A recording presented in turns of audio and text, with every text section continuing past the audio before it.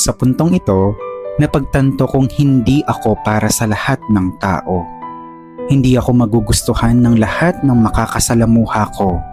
Hindi ako magiging mabuti para sa iba. Hindi laging maganda ang masasabi nila. Anumang gawin kong pakikisama, hindi lang talaga laging uubra. Mahirap ipilit at hindi naman dapat ipilit. Tapos na ako sa yugto ng buhay na tinatakpan ko yung tunay na ako para lang magustuhan ng ibang tao.